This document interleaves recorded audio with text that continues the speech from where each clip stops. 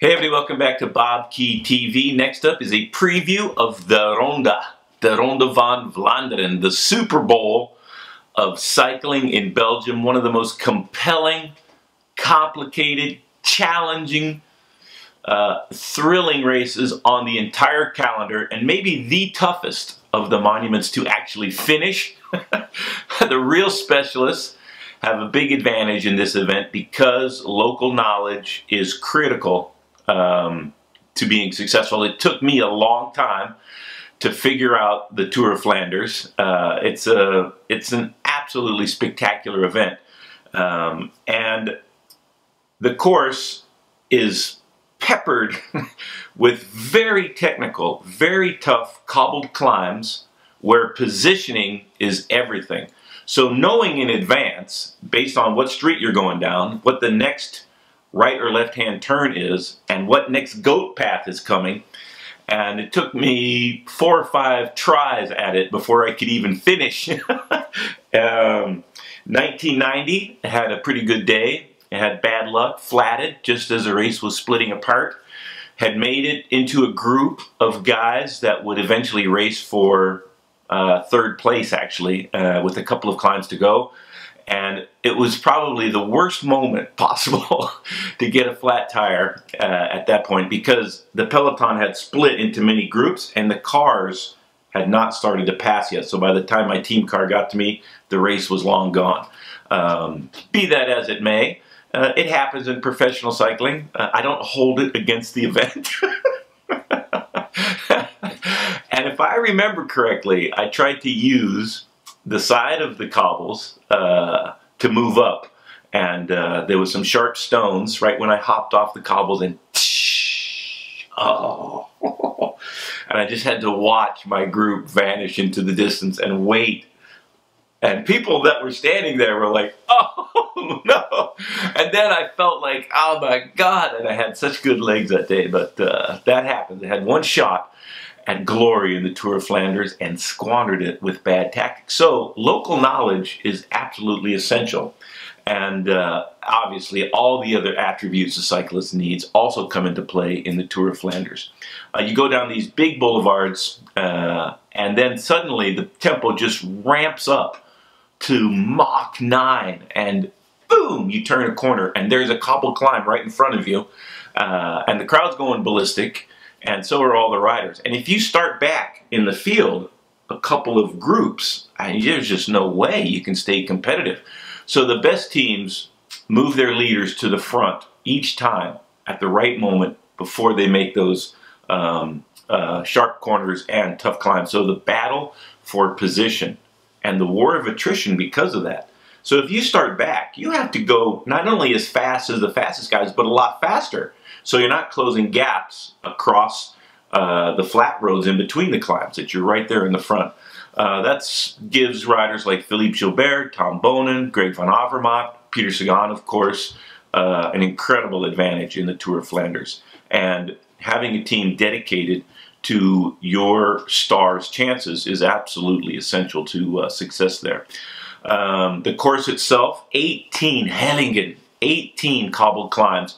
Kapelmuur is back in the race after a short hiatus. And in 2012, they changed the course, so it's a circuit that includes the Oude Kwaremont and the Paardenberg right after it, and that's the defining element of the Tour of Flanders. And Oude Kwaremont, long, tough cobbled climb.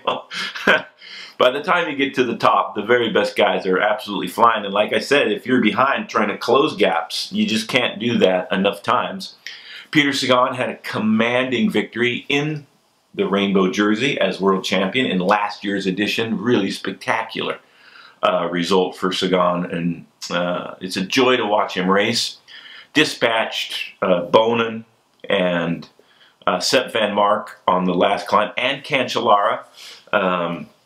And it was really phenomenal result for Sagan. And he had won Gent-Wevelgem a week previous. And so we'll see if he can defend his title last year. It's going to be tough.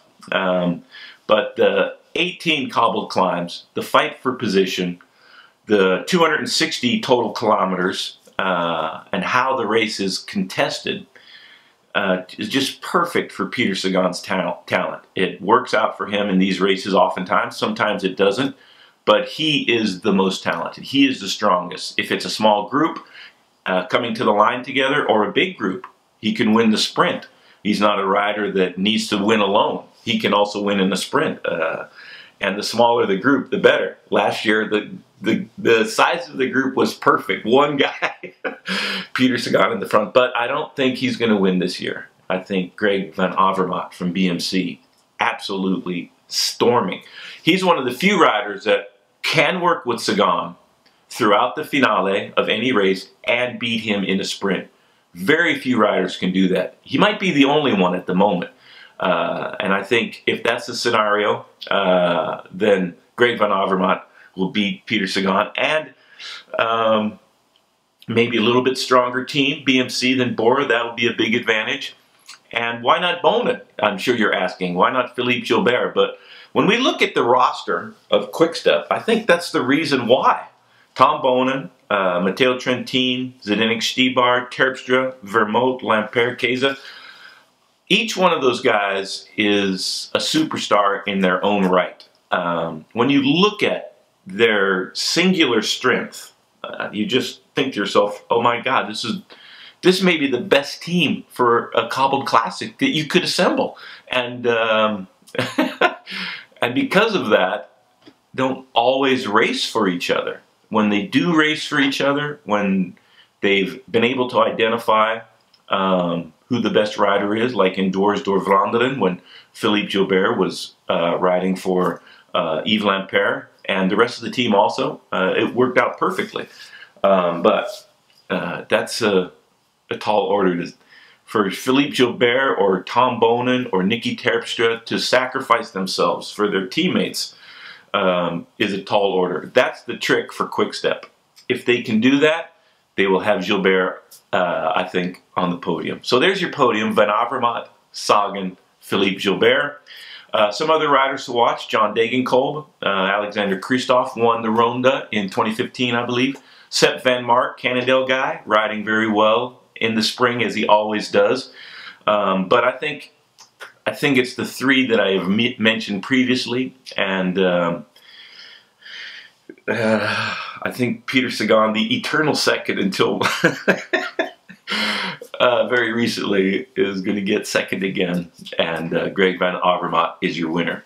I hope you can watch the Ronde. It's one of the most spectacular races in all of professional cycling. I loved it when I was racing it. Everybody in Belgium, the whole country, is focused on this one event, and it's a spectacular day of racing. They're talking about some bad weather, so look for that to make for an even more spectacular edition of the Ronde van Vlaanderen. One of my favorite races of the season, and I can't wait to watch it on Sunday. All right, everybody, thanks for watching BobkeTV. Comments, please. Who do you think is going to win the Ronde, and why, if you don't mind? Follow me on Facebook and Twitter.